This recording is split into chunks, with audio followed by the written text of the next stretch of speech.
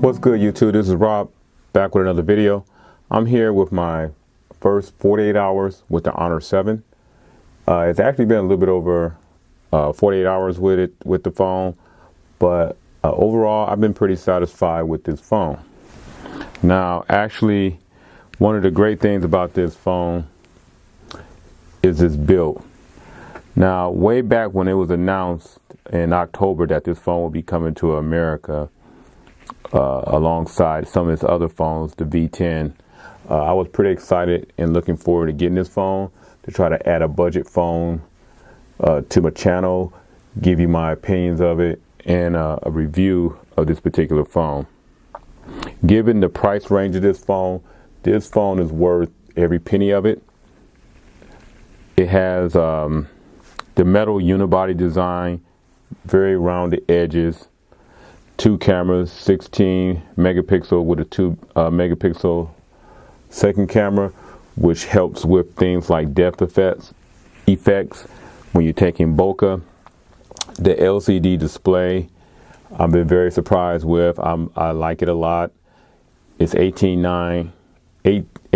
by 9 aspect ratio, or to make it things a little simpler, it's 2:1 aspect ratio. The screen being almost 6 inches, the small bezels. One of the drawbacks is having that little Honor stamp right there at the bottom, but at the same time, it's really no big deal.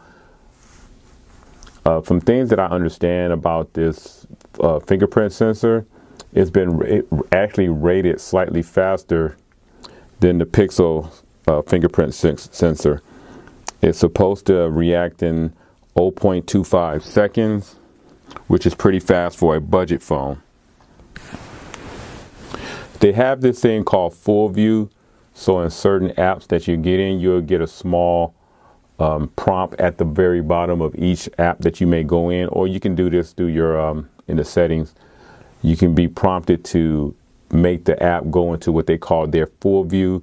Just punch the little spread logo at the bottom, and the actual screen will go to fit its entire 6-inch display.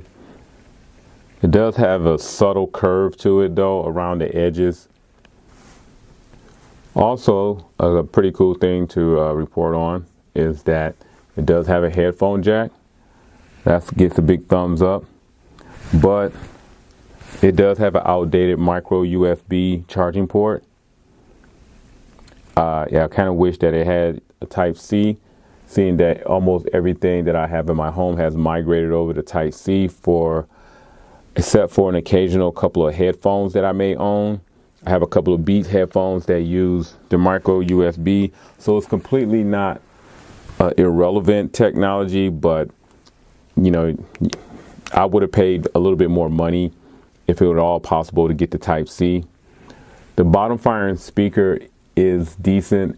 It's not a very high quality speaker, but I do have to almost get it pumped up to almost 80% of its volume range to get any kind of decent type of volume to come out of this phone.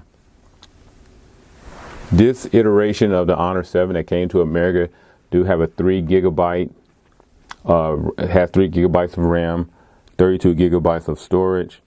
Does have the micro SD slot.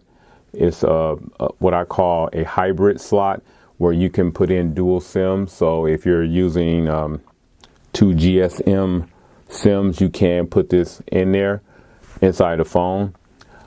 In my next video, I'm going to have a more in-depth walkthrough with the Honor. So I'm going to show you how that particular settings work and the advantages of having that.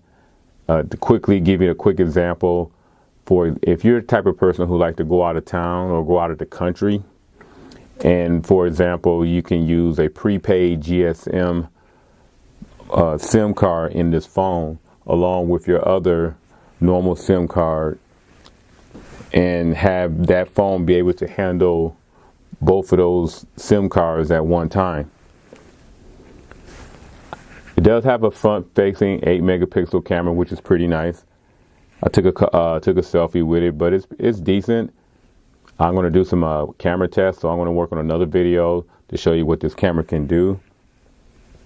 It does not have no NFC, so there will be no type of mobile payments or no Android beam sharing that you can have with this phone.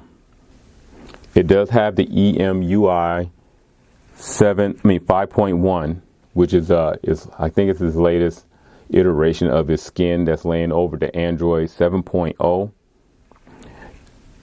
Honor or Huawei has said this phone will get an update to 8.0. So hopefully some of the user interface will be refined a little bit more with 8.0 added to this phone. Other than that, what else can I say about this phone? Other than the fact that it's a great phone. I mean, if you're on a very tight budget for a new smartphone, or you're shopping for a smartphone for a first-time user or a teen, the Honor 7 is a very promising phone. It's a phone that you can pretty much buy and that person really don't feel like they're getting somewhat of a very cheap phone. Sometimes you can buy a budget phone and it literally has budget written all over it. But due to the build of this phone, like I said, if you got this in the blue or the black, I don't think a young person would be hard pressed to say that this phone is pretty much cheap. Other than that, I'm really enjoying this phone. Like I said, it has a very premium feel. It's a nice built phone. The fingerprint is fast, snappy.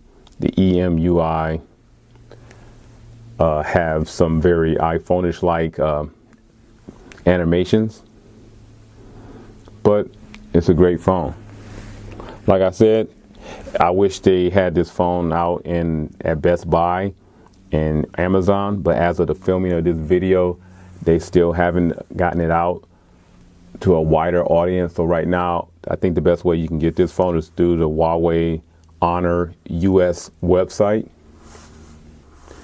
Hopefully within the new year, Best Buy and Amazon will have this phone, in their inventory.